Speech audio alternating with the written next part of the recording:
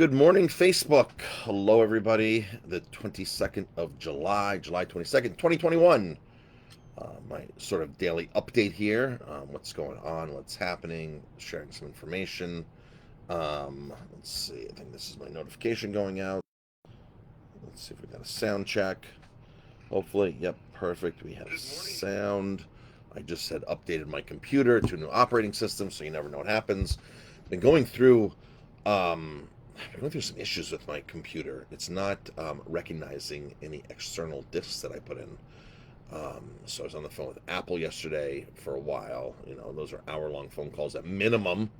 I start each phone call when I get on tech support with these companies. Is like, if it's 10 in the morning, I'm like, listen, I just need to make happy hour today. Can you think we can make happy hour happen? And they all laugh, like, oh, yeah, yeah, yeah. And then all of a sudden, the next thing you know, it's like 3 o'clock, and you're still on the phone with these tech companies, Apple and AT&T, and it just goes on and on. So I always joke in the beginning, but that joke is typically a reality. So I spent an hour this morning doing more work on this computer and solved the problem for 10 minutes, and then all of a sudden, right back to where it was.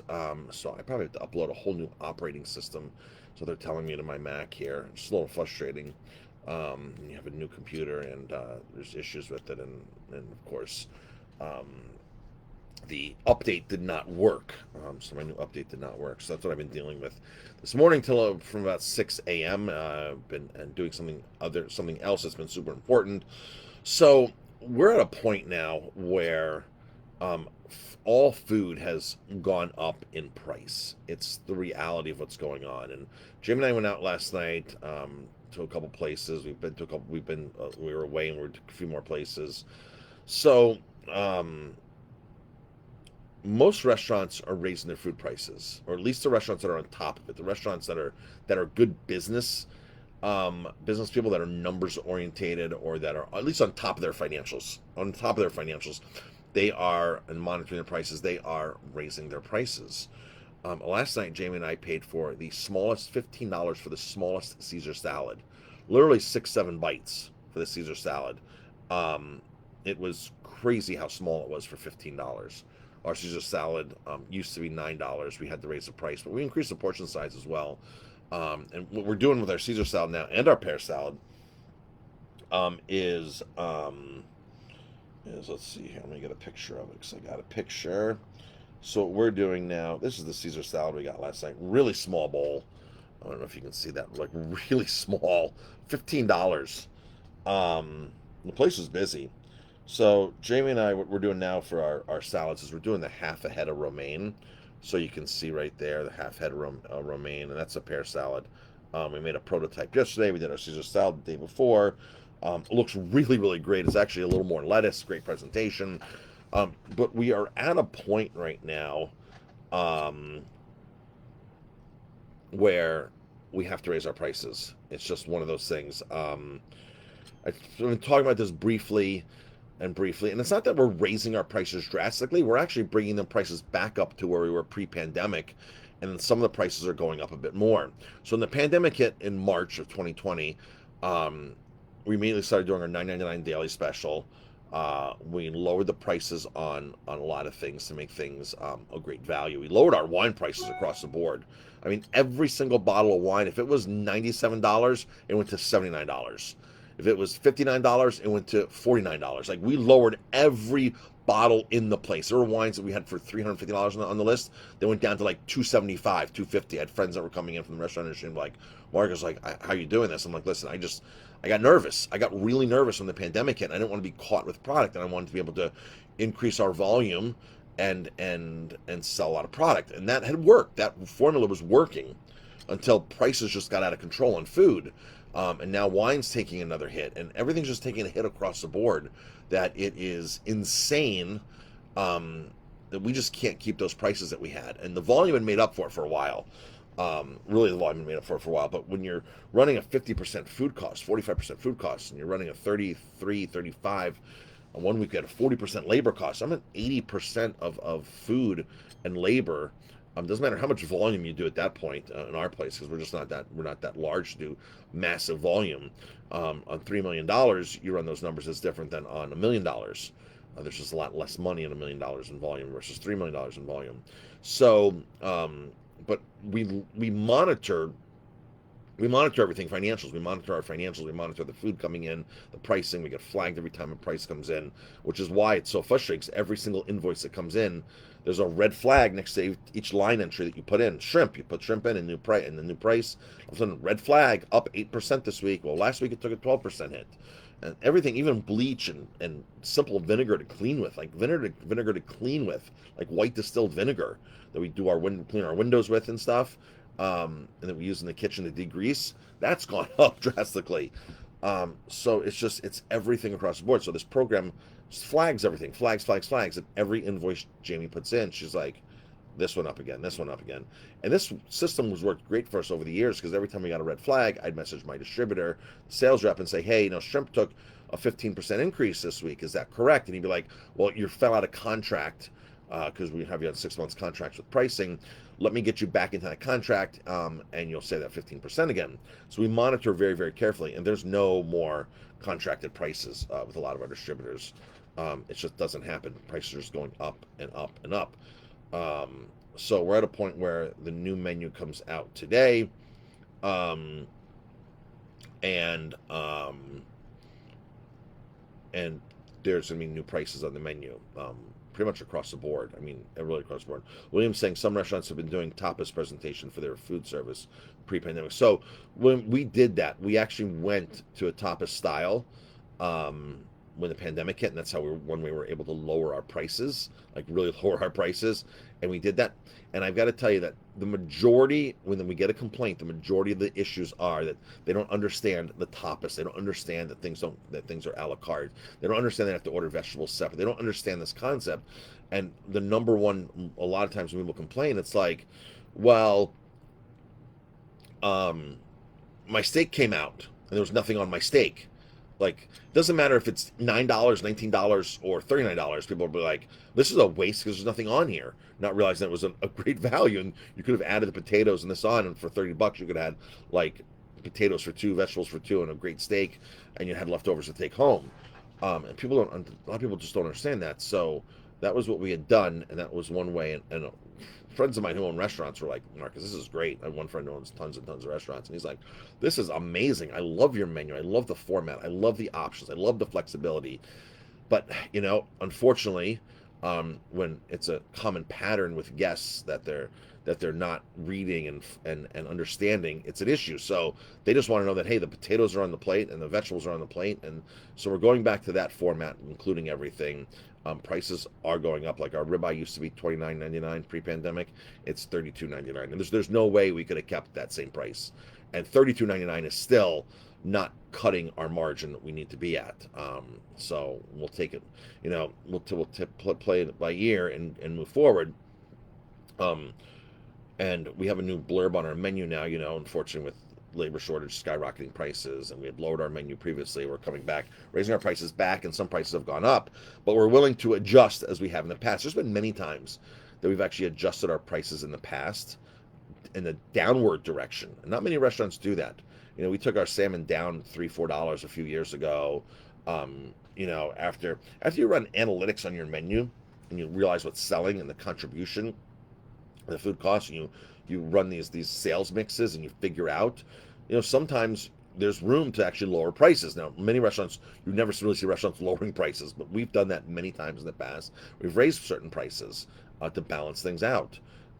So that's just the reality of this. So if we don't do this, our finances just won't work. It won't work. So it's a choice of running through all the money we have in reserve, or making some changes. And so that's the issue that we're at right now with all these high food costs. If the food costs weren't going through the roof like this, the formula we've been having has been working. The high volume has been working, but we just, like I said, like when you see like Applebee restaurants and these chains, they understand that if they're doing like $1.5 million in a location, they're only making like 8-9% on the bottom line. But if they're doing $3.5 million, they're bringing 25% to the bottom line on $3.5 million, right? So it's the same thing. The more you scale your restaurant, any business, the more you scale, the profit margins just start scaling with it.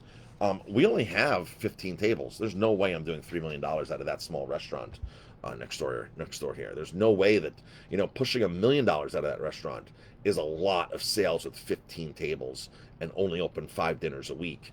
Um, and being in Ellenville, which is you know Ellenville's been good to us, but let's face it, Ellenville only has 3,500 people, and the closest cities are New Paltz, Kingston, Monticello, Middletown, and all those are 30 minutes away, right? You want to go to a theater and watch a movie, you got to go 30 minutes away.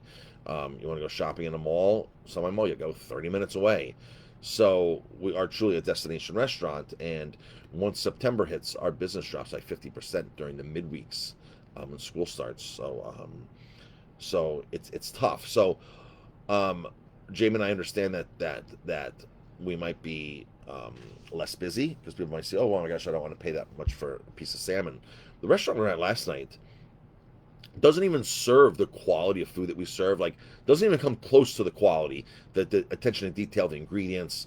Like they just buy cheap stuff, and you see the Cisco truck there delivering cheap ingredients, and they're charging way more than we are. Like their calamari was the same price as ours, which calamari I've been shorted 3 weeks in a row on American calamari.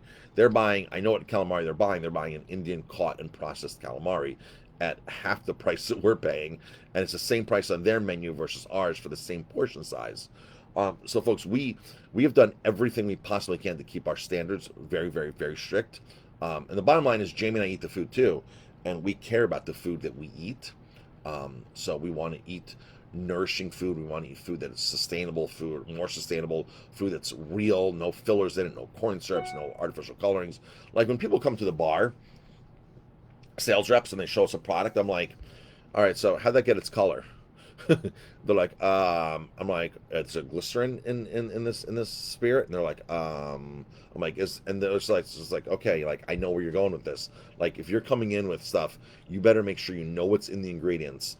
Um, I got tricked last week on a product, totally tricked.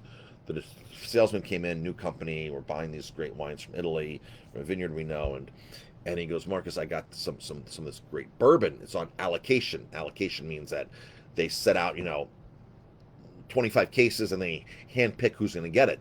And he goes, I think this bourbon would work great and I had never heard of the bourbon. And I said, is it a distillery or is it a bottler?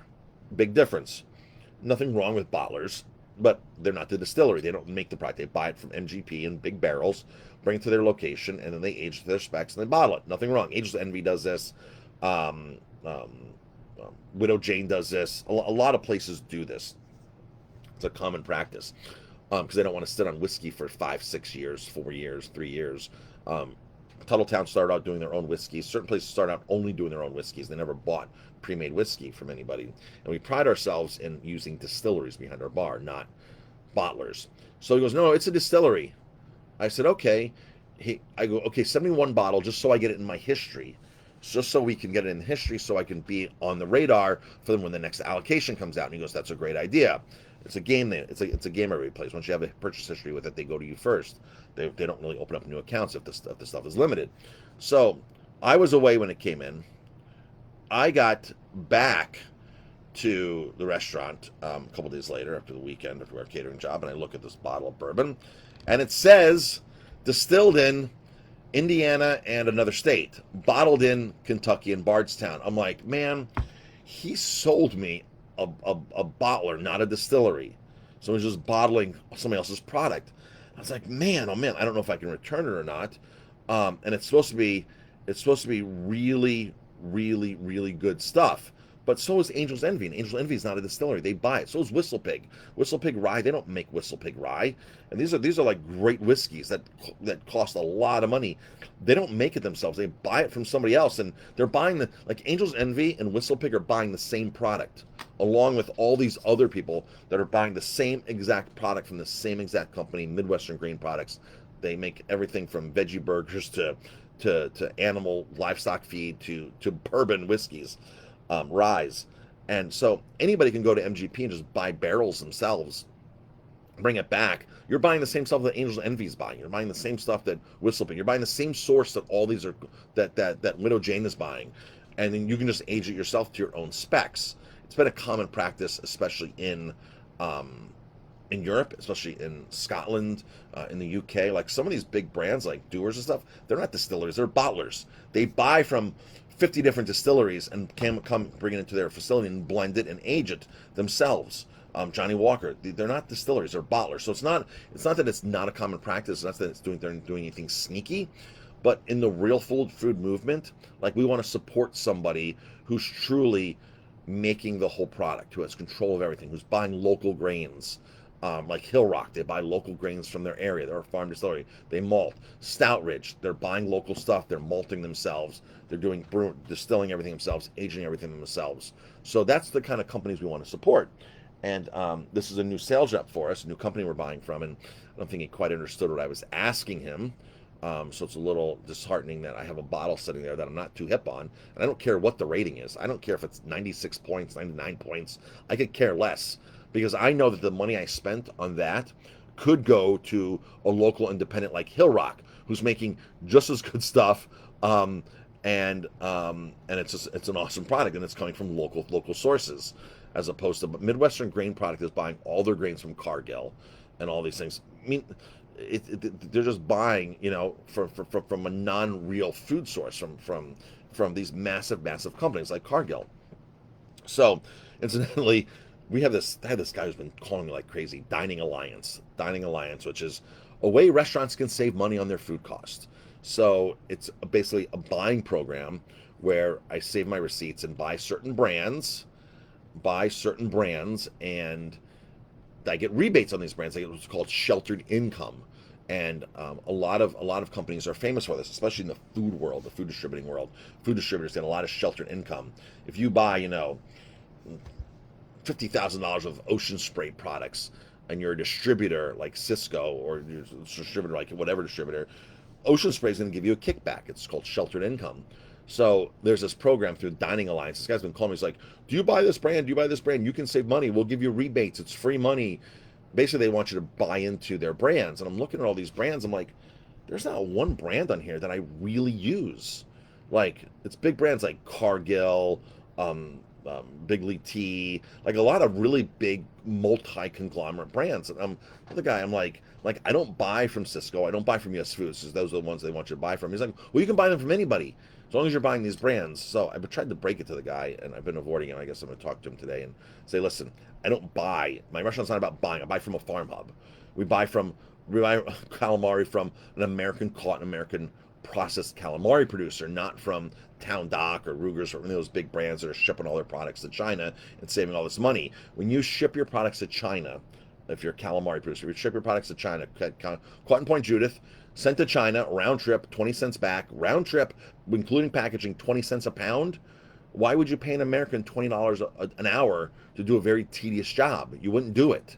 So on 20 cents round trip with packaging and labor, you've got money to give kickbacks you've got, when you're Cargill and you're buying all this inexpensive, cheap grains and cheap products to make your processed foods, you've got money to give kickbacks. You've got money to give sheltered income. You've got money, you got a budget for this.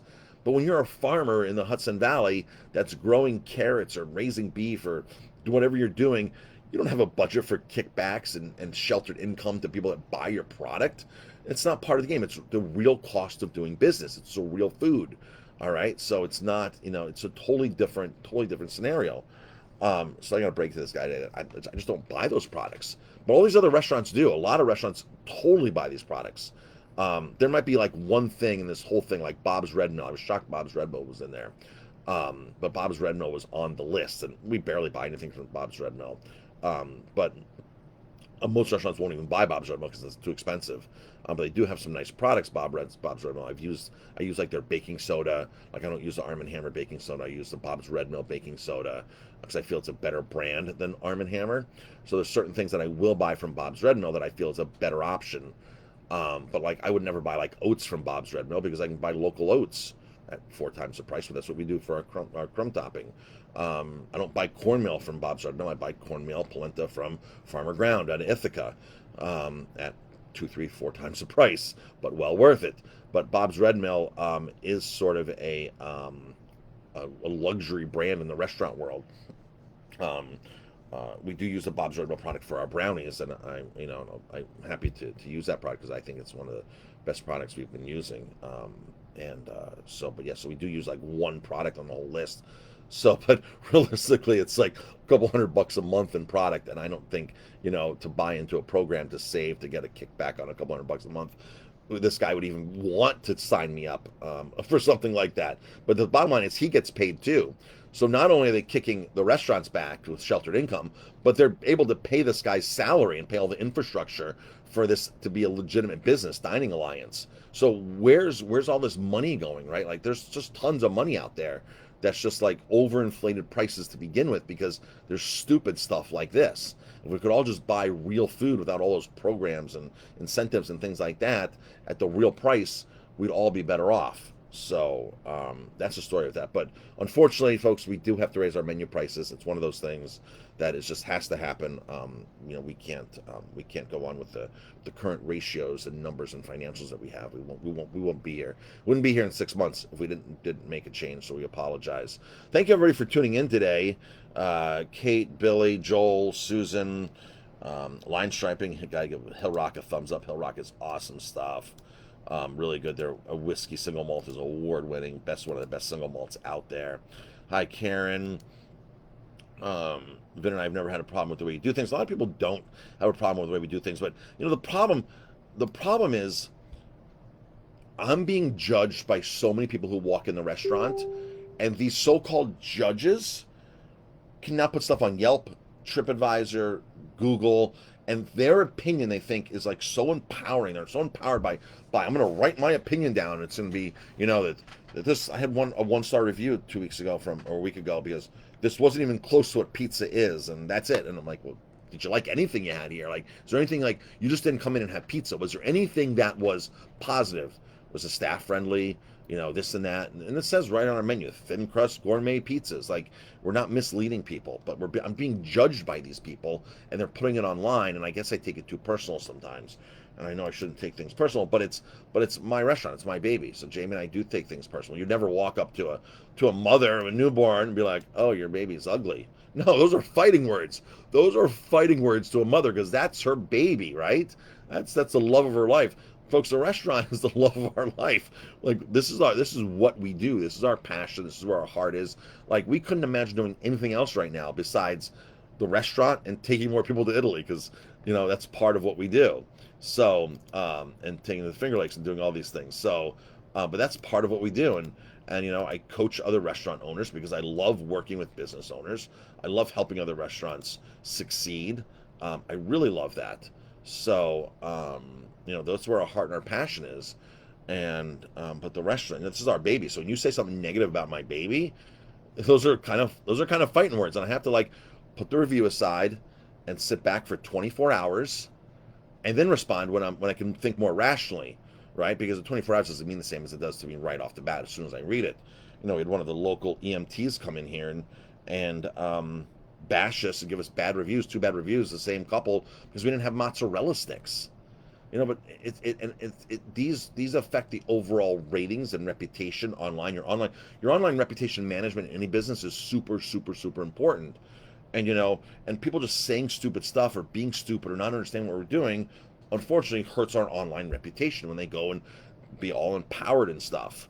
I had one person 2 weeks ago that thought they got ripped off from wine here. I mean, Patrick comped $22 on the bill, so make it out, and they still went online and bashed us. They're never going to order any drink in here again.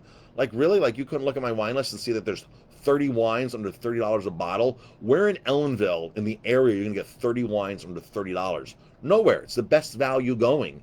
It is hands down 100% the best value going. And you're never going to buy anything. You're threatening me not to ever buy anything in here again, writing a bad review online because you can't read the menu. And these are the people that are judging us and posting it and hurting our online reputation. And it's just yeah, a world full of ignorance is right, Joel. So so I fired back at this person.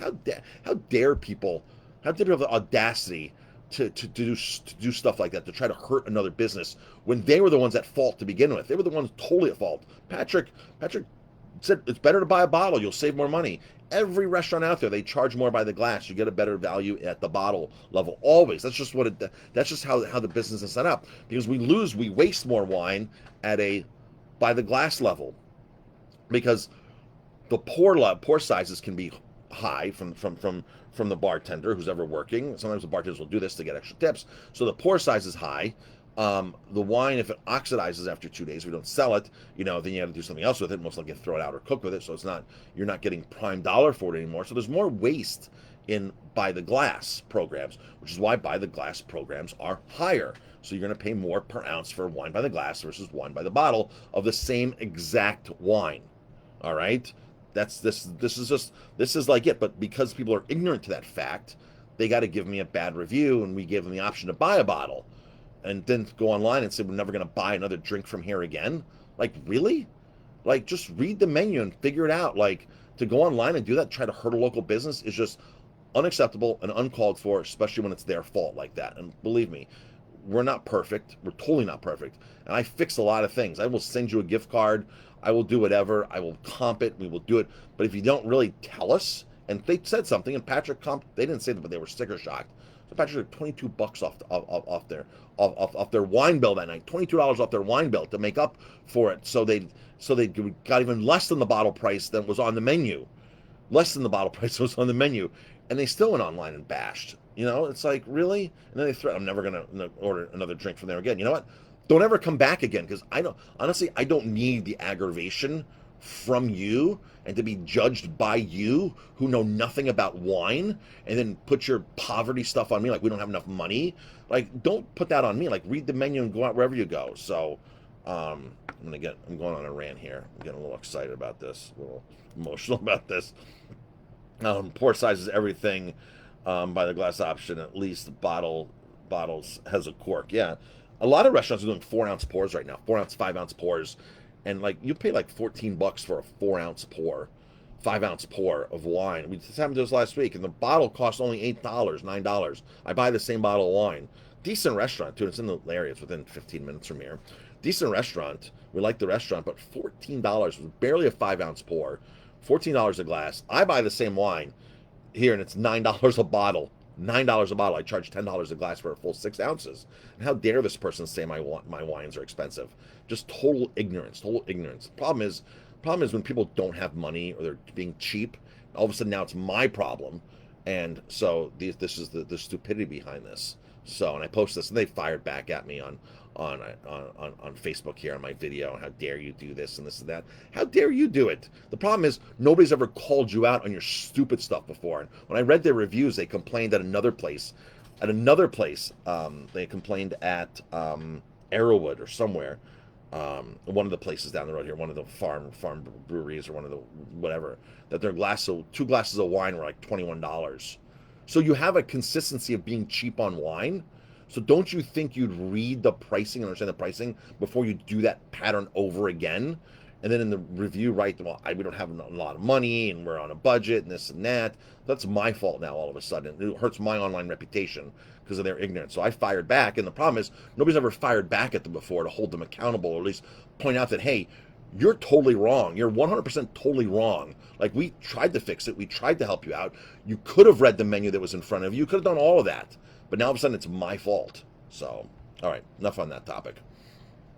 Well, folks, thanks for tuning in. I got to get going. Got a bunch of things to do today.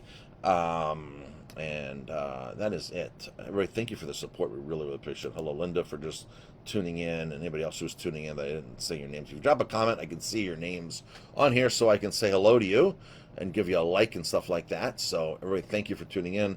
My friend Jim's here from Washington today. He's here to pick up his camper, or his big motorhome that broke down last year. We're on the way with him to Maine last summer, and the motorhome blew a tire. Those are actually semi truck tires on those motorhomes. Blew the tire, ripped out his back rear well, ripped out all the electric in his motorhome, and we got stuck in Mystic, Connecticut for 4 days, and he had to drive back his car as opposed to drive back the motorhome to Washington last year, to Ellensburg, Washington, and they took literally 11 months to fix his motorhome, to rerun all the wiring in it. So he's back in town. They flew in late last night, waiting for phone call from him, and hopefully I can meet him for lunch today before they make their journey back to Ellensburg, Washington. Jim and I mastermind all the time together. He owns several restaurants, a brewery as well. Um, and so him and I talk all the time and come up with marketing ideas together. And him and I actually um, sat in a mastermind conference for 11 years in a row, 3 times a year, and shared a bunch of ideas. And him and I think a lot in marketing and business. So I'm excited to see him and his wife Shannon today. Hopefully that'll work out. So yeah, so I got to free up my schedule and be flexible to meet with them.